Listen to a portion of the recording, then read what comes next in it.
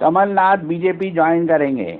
हाँ जी हाँ, सभी मीडिया पर इसी प्रकार की खबरें चल रही है, और हो भी क्यों ना, क्योंकि आपको तो पता ही है जो सत्ताधारी दल है वो कांग्रेस को और लोकतंत्र को देश से साफ करने पे तुला हुआ है, और लोग कमलनाथ भी कोई कम लोभी नहीं है। लगातार कांग्रेस में अध्यक्ष, मध्य प्रदेश के अध्यक्ष बने रहने के बाद और हाल में राज्यसभा की सीट का इनकार किए जाने के बाद कमलनाथ को ऐसा लग रहा है कि उनका राजनीतिक भविष्य शून्य हो गया है। खासकर उनके वो अपने पुत्र को लेकर काफ़ी चिंतित हैं, और माना जाता है कि कमलनाथ को अपने पुत्र के लोकसभा चुनाव में हार के संभावनाओं को लेकर डराया जा रहा है। भाजपा के कई नेताओं ने कई मुलाकातें की है कमलनाथ से, और कमलनाथ को ये समझाने की कोशिश की है कि अब आने वाले लोकसभा चुनाव में राम लहर चलने वाली है, और इस राम लहर की धुन में सब कांग्रेसी नेता हार जाने वाले हैं। और इसी प्रकार को लेकर नकुलनाथ की संभावित हार को लेकर कमलनाथ को डराया धमकाया गया है। तो कमलनाथ जी उस लहर में बह गए हैं।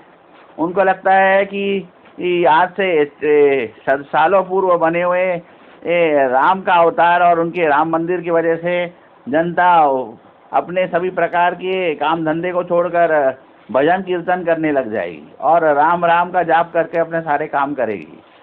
आज का दुनिया इंटरनेट पे चलने वाली है और स्पेस में पहुंच गई है। भला ऐसी परिस्थिति में भगवान नाम की वस्तु का क्या हैसियत रह गई है और भगवान की क्या औकात है।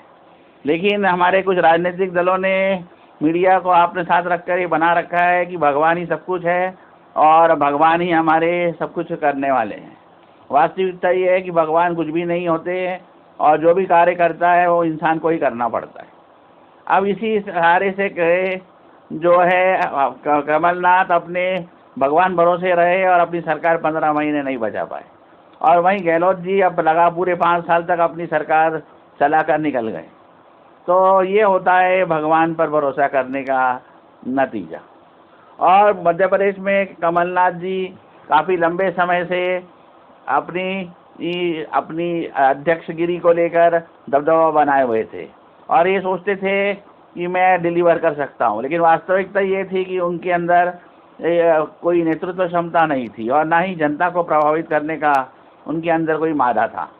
लेकिन इन सोनिया गांधी और राहुल गांधी परिवार के निकट होने की वजह से बार बार अध्यक्ष पद पर आसीन होते रहे। हाल के विधानसभा चुनाव में करारी हार के बावजूद कमलनाथ जी अध्यक्ष पद छोड़ने के लिए तैयार नहीं थे और उनको हटाने के लिए ये जीतू पटवारी और अन्य नेताओं को भरसक प्रयास करना पड़ा। और इसी वजह से नाराज होकर कमलनाथ काफ़ी लंबे समय से पार्टी अध्यक्ष और सरकार के खिलाफ अर्थात कांग्रेस पार्टी के खिलाफ अपने विचार बना रहे थे। और इसी दौरान कमलनाथ को लेकर वर्तमान के मुख्यमंत्री कई बार उनसे मुलाकात कर चुके हैं। अर्थात विरोधी कैंप के साथ बार बार मुलाकात करेंगे तो अपने पार्टी के अंदर से भरोसा हटना लाजमी है, और यही जो है मध्य प्रदेश के मुख्यमंत्री मोहन यादव ने कर दिखाया। मोहन यादव से बार बार मुलाकात की वजह से कमलनाथ को ये लगने लगा है कि लोकसभा चुनाव के दौरान राम लहर चलेगी, नकुलनाथ समेत कांग्रेस का सुपड़ा साफ हो जाएगा और अब कांग्रेस में बने रहने का कोई निश्चित औचित्य नहीं है। इसी मानसिक तूफान में चलकर कमलनाथ जी को बहकाया गया है और कहा गया है कि वो अपनी पार्टी छोड़ देवे और खरीद फरोख्त करने वाली भाजपा पार्टी के साथ चले जावे। अपने साथ जितने विधायक ला सकते हैं वो ले आए, और मोदी जी तो अटैची और खरीद फरोख्त करने में कितना विश्वास करते हैं किसी को बताने की ज़रूरत नहीं।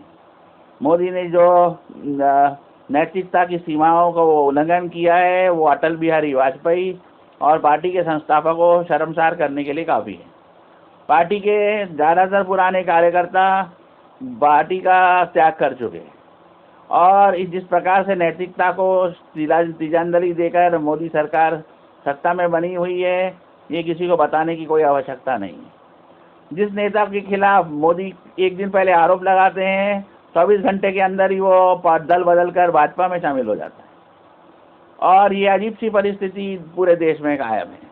और जो सालों साल से पार्टी में काम कर रहे हैं उनको कोई पूछने वाला नहीं।